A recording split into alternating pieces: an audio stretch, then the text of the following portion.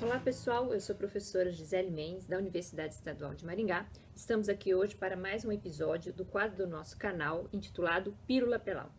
Pois bem, o Pílula Penal de hoje, ele vai tratar a respeito de um tema muito controverso e importante da ciência do direito penal, da dogmática penal, que é intitulado A Autocolocação em Risco da Vítima. A autocolocação em risco da vítima. E vamos relacioná-lo com um episódio muito importante que aconteceu no Brasil recentemente. Nós estamos em maio do ano de 2021 e nós vamos tratar também, nesse contexto da autocolocação em risco da vítima no direito penal, a respeito da morte do MC Kevin, né, que acabou comovendo aí todo o Brasil, gerou uma consternação, muitas indagações do que teria acontecido. Foi agora em maio do ano de 2021 e nós vamos relacionar exatamente com o princípio da autocolocação em risco da vítima no direito penal e vamos analisar se houve a responsabilidade de algum terceiro no acontecido, ok?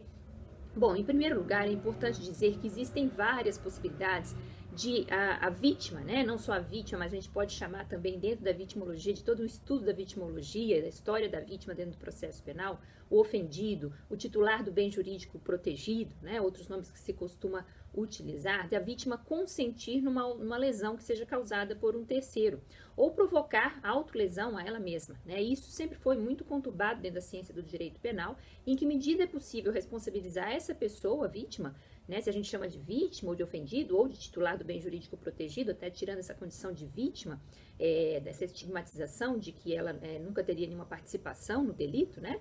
Então, talvez titular do bem jurídico seja algo mais utilizável dentro da dogmática do direito penal do que vítima, porque essa condição nem sempre acontece assim, nem sempre a pessoa é ofendida.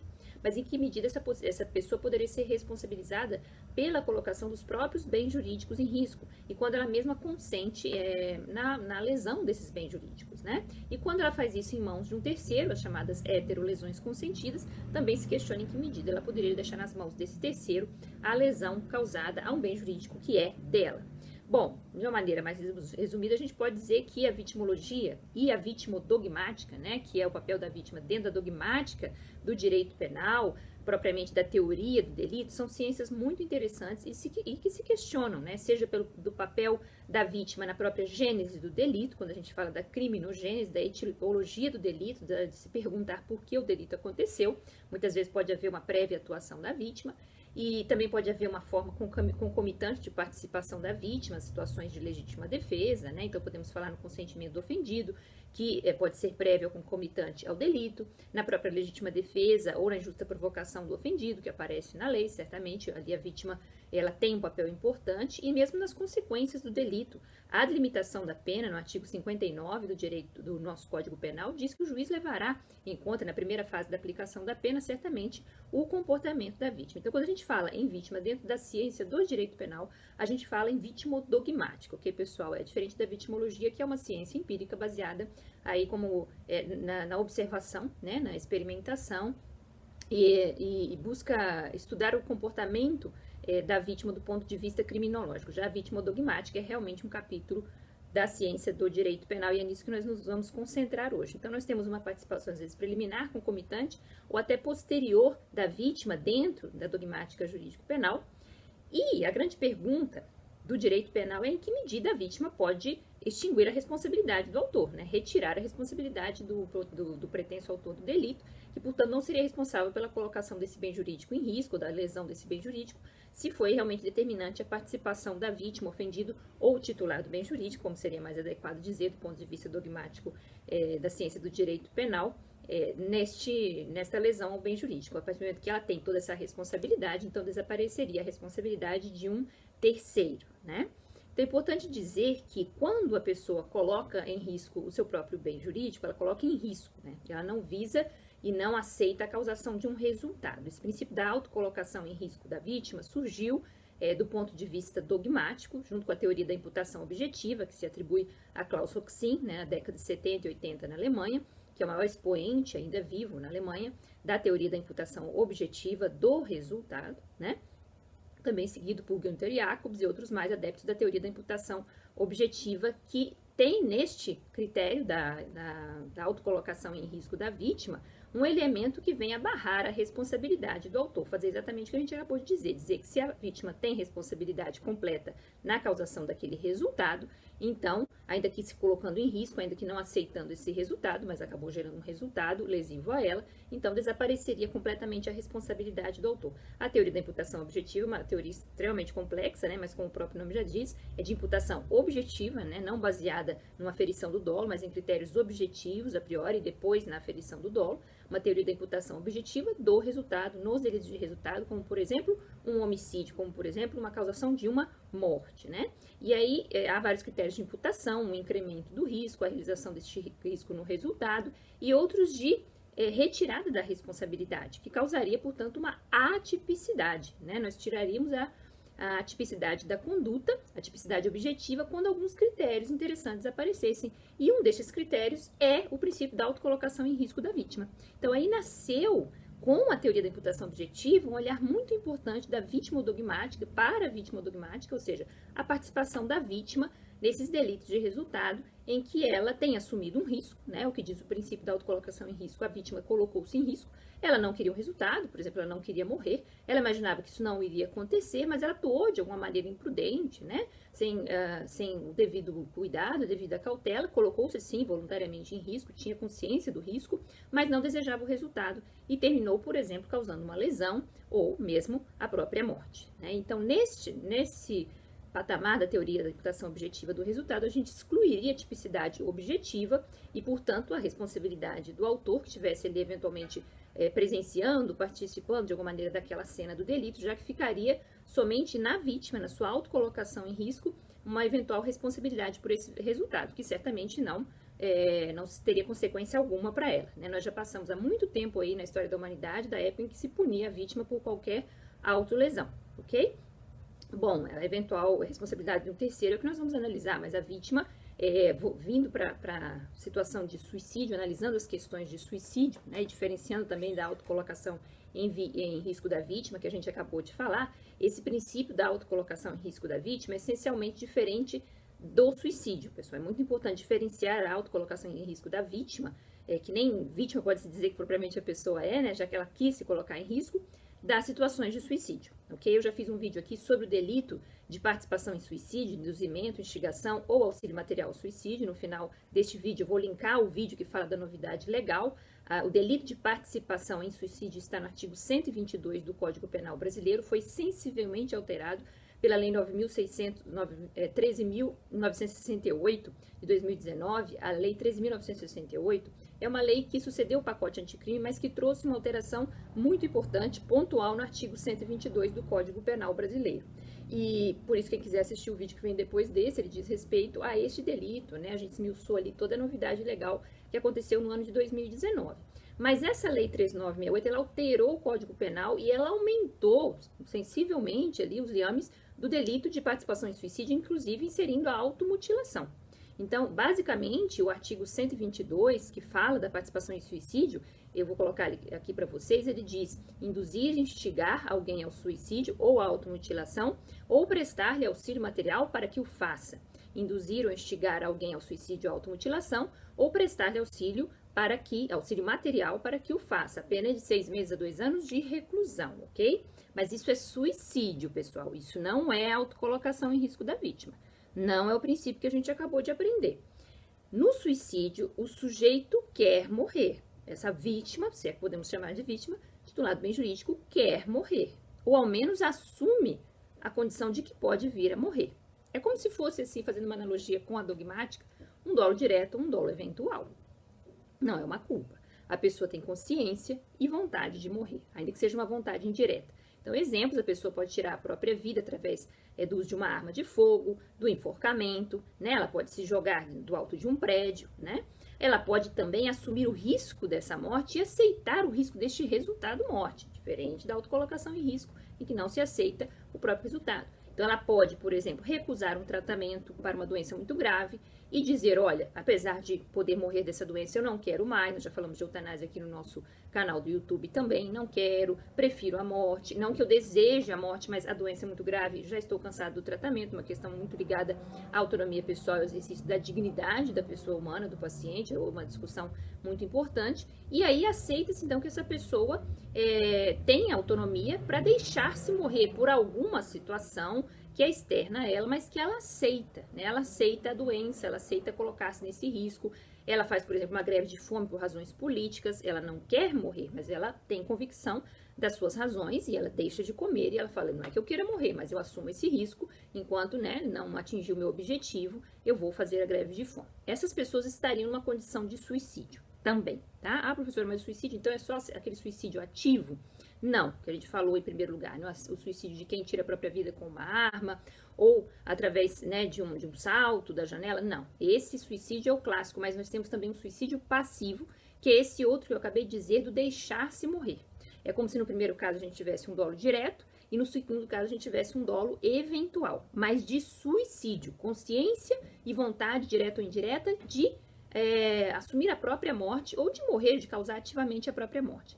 Quem auxilia de alguma maneira, do ponto de vista material, entregando a arma, instrumentos, quem dá conselhos, quem instiga ou induz, quem dá essa ideia, fortalece essa ideia ou entrega instrumentos para o suicida, no sentido que a gente acabou de aprender, responde pelo artigo 122 do Código Penal. Essa pena aí de 6 meses a 2 anos de detenção. Só de fazer isso. É um delito de mera conduta, ainda que a pessoa não venha se matar. Se a pessoa se mata, professora, aí nós vamos para o parágrafo 2º desse artigo 122 do Código Penal, que também foi inserido por essa lei nova, 13968. O parágrafo 2º do artigo 122 do Código Penal diz que se da conduta resulta a morte, não é? Se o suicídio se consuma ou se da automutilação resulta a morte, a pena já sobe para 2 a 6 anos de reclusão. É porque no caso da automutilação foi uma inserção nova que veio dessa lei 13968, que nem havia questão da automutilação, não era algo com que o legislador se preocupasse, né? Mas agora ele se preocupa também, só que aí não há o resultado de suicídio que a gente acabou de aprender, que exige realmente consciência e vontade de morrer. Pode ser que a pessoa esteja se mutilando, com a intenção só de se mutilar, e termine sangrando e demais e morrendo, mas aí não há uma característica suicida no comportamento, ainda que também seja punível quem o auxiliou, ok? Então, se resulta a morte, estamos aqui no parágrafo 2º, né? O suicídio se consuma ou a automutilação resulta numa morte não desejada, mas resulta em morte, as penas sobem para 2 a 6 anos de reclusão. Pois é, então é um caso de suicídio. E a autocolocação que nós falamos? Na autocolocação não há vontade deliberada de morrer. É uma situação em que não há um consentimento na própria morte. É assumir um risco, né, de colocar bens jurídicos em perigo, né, através de condutas sensivelmente perigosas, a prática de um esporte de alto risco, ou de uma brincadeira, né, ou a pessoa pode, de repente, achar que vai ter uma capacidade de heroísmo maior do que ela mesma pode projetar, e com isso colocar-se em risco. Isso as pessoas fazem todos os dias, mas não assumem o resultado morte, nem o risco do resultado morte. E aí, nesse sentido, como elas não pensam que vão morrer, elas não estão na conduta de suicídio 122, ok, pessoal? Vamos retirar essa situação. Voltando para o princípio da autocolocação em risco da vítima, é como se a vítima, terminando na morte, né, que ela não deseja, né, e nem pensa na realização deste risco, ela afasta, ela diz, não, eu vou brincar, eu vou andar no parapeito de uma janela, eu vou praticar um esporte perigoso, né? E eu não vou morrer porque eu tenho uma extrema habilidade, vai dar certo, eu vou conseguir concluir a minha conduta, colocando em risco meu bem jurídico, isso sim eu consinto, mas não vou lesioná-lo, não vou provocar o resultado. Não é uma autocolocação da vítima em um resultado, mas a autocolocação da vítima só em um risco que é assumido por ela voluntariamente. Diferente do consentimento do ofendido, né, que como a gente acabou de ver, a pessoa também assume o próprio resultado, ela consente em morrer. Isso também pode aparecer num crime de homicídio. A pessoa consente em morrer e um terceiro causa sua morte através, por exemplo, de uma injeção letal. Aí nós vamos ver um homicídio, o crime do 121, que é um clássico, consentido, com penas atenuadas, né? Existe uma previsão, não precisa nesse sentido, mas existem previsões no artigo 121 a respeito do consentimento do ofendido, mas ali a pessoa, por exemplo, numa situação de eutanásia, que a gente já falou, quer morrer, não vai ela tirar a própria vida através de um medicamento, alguma coisa assim, ela pede que o médico faça. Esse médico estará causando homicídio, né? Artigo 121, com consentimento, mas esse consentimento abarca a própria morte. O médico responderá com penas atenuadas, mas por um homicídio, né? Já que foi ele o executor, o terceiro foi o executor, não mais o 122. Aí nós vamos para o campo do artigo 121, matar alguém, pena de 6 a 20 anos de reclusão, como vocês podem ver aqui. Ou seja, nesse delito nós também temos a vítima aceitando o resultado. Não é caso de autocolocação em risco. Então, onde está a autocolocação em risco no direito penal, professora? Não está no suicídio, a senhora já explicou, não está no homicídio consentido. Pois é um princípio teórico, é um princípio de imputação objetiva para restrição da responsabilidade de terceiros. Ali a vítima não quer morrer, né? Não tem nem o dolo direto ou eventual, entre aspas, fazendo uma analogia, mas ela acaba morrendo. Ela acaba cometendo uma conduta imprudente, gente. É como se fosse uma culpa. Ela diz, eu vou andar no parapeito da janela ou eu vou praticar uma atividade arriscada, um esporte, uma brincadeira, eu vou atravessar a rua, o carro não vai me pegar. Eu preciso muito chegar do outro lado. Eu estou fora da faixa de pedestres. Eu vou conseguir. Eu vou bem rápido e não vai dar tempo de o carro me abalroar. Mas ele abalroa, mas ele mata. E o condutor, que estava numa velocidade normal, tentou frear a todo custo. Responde por homicídio? Sim ou não? Não. Porque essa pessoa estava se autocolocando em risco. Vejam bem, não foi um homicídio, não foi um suicídio, né, uma vez que a pessoa não queria morrer, e não foi um homicídio consentido, porque também não havia esse consentimento do ofendido que a gente falou, mas porque a responsabilidade, no caso do homicídio, é retirada. Então, o suicídio a gente já afasta, né? Mas as possibilidades de aferição de uma conduta de homicídio por parte de um condutor que atropela alguém aqui, ela é retirada por esse princípio da autocolocação em risco da vítima. E para isso serve a teoria da imputação objetiva, ou seja, não vou punir este condutor porque não é um infrator. Ele estava na velocidade normal, ele tentou frear, ele fez de tudo, mas a pessoa resolveu atravessar correndo ali na frente dele, não desejando a própria morte, isso a gente já aprendeu, e terminou morrendo porque o condutor não conseguiu fazer um milagre, né? Ou seja, isso supera a prudência de qualquer condutor se alguém, de fato, atravessa correndo de um carro, uma avenida perigosa, fora da faixa de pedestres, do sinaleiro, ou seja, não se poderia nem prever ali que alguém atravessaria naquele ponto, é errado atravessar naquele ponto, né? E acaba acontecendo atropelamento com morte ou com lesões, que seja, né? Mas então essas lesões e essa morte não são consentidas. A pessoa foi extremamente imprudente com a própria vida, mas ela não aceitava que isso pudesse acontecer, esse resultado, e pensava que a sua prudência, a sua velocidade, né? A sua rapidez, a sua diligência, porque já fez isso outras vezes, daria certo e ela chegaria ao outro lado da calçada, atravessando a rua, mas não deu. Então esse condutor, por este princípio, já que nós estamos saindo completamente da responsabilidade penal, ele também não responde sequer pelo homicídio, um homicídio culposo que seja, não. Desde que fique muito claro que ele não teve participação nisso, certo? Então isso é muito importante, porque eventualmente, havendo alguma imprudência desse condutor, ele poderia sim responder um excesso de velocidade, alguma coisa assim. Aí a autocolocação não vai retirar completamente a responsabilidade dele, né? Se fizesse alguma diferença no resultado final, que ele tivesse, por exemplo, uma velocidade compatível com aquela via pública, não um excesso de velocidade ou não embriagado, né? Aí poderia sim ter evitado a morte daquela pessoa. E aí não vamos colocar o princípio da autorresponsabilização da vítima, da autocolocação em risco da vítima, para excluir a responsabilidade desse condutor. Aí ele responderia sim, né? No máximo por um homicídio culposo ou imprudente. Vamos colocar aqui a pena de homicídio culposo, parágrafo 3º do Código Penal Brasileiro, artigo 121, as penas são de 1 a 3 anos de detenção. Se o homicídio é culposo, penas de 1 a 3 anos de detenção. É o máximo que poderia acontecer se a gente constata que, apesar da vítima se colocar em risco, nós vemos que também a pessoa que estava ali, né, atuando, por exemplo, o condutor em via pública, foi imprudente também, né? Para ele sim haveria essa responsabilização. Mas a vítima não.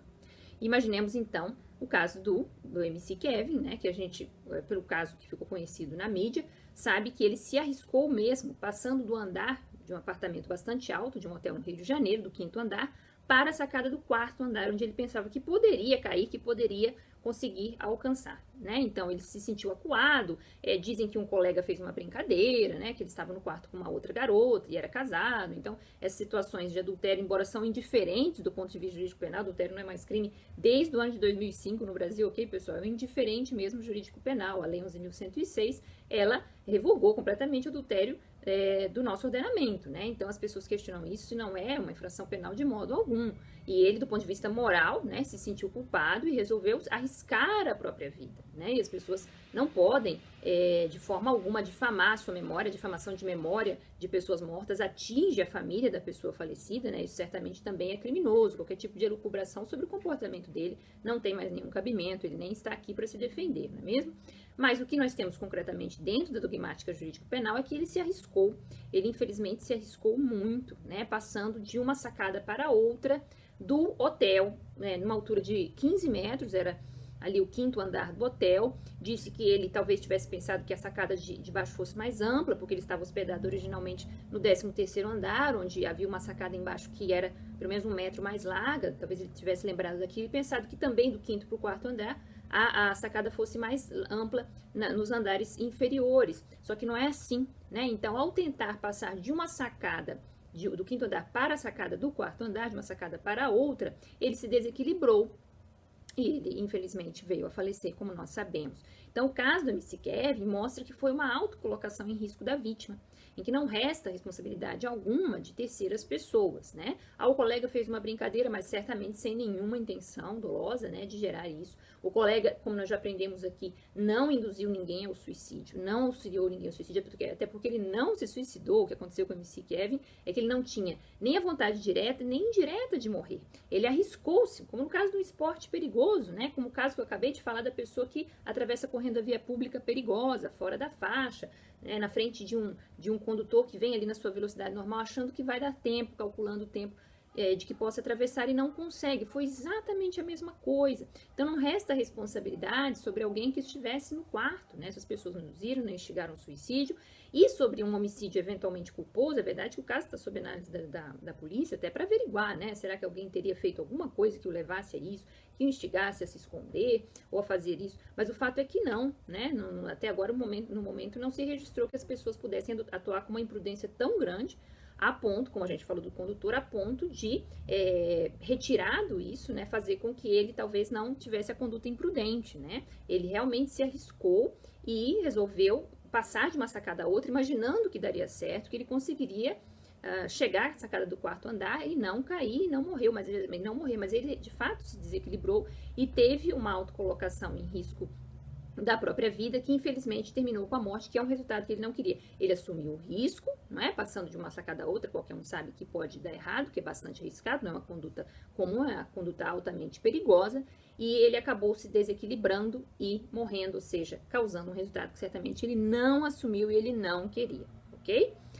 Bom, pessoal, então o princípio da autocolocação em risco se aplica em cheio esse caso do MC Kevin. É claro que a polícia vai apurar, mas não creio que eventualmente haja responsabilidade por homicídio culposo de ninguém, né? Diferentemente do caso do condutor que a gente deu o exemplo, que poderia estar em excesso de velocidade, embriagado, e aí você teria uma conduta fundamental para atropelamento de alguém, ainda que a pessoa estivesse se colocando em risco atravessando uma via pública. Ali a gente vê que realmente podemos atribuir, infelizmente, esse resultado ao próprio MC Kevin, colocando isso em risco, né? É o caso claro em que a gente acaba não verificando nem o artigo 121, nem o artigo 122 do Código Penal, né?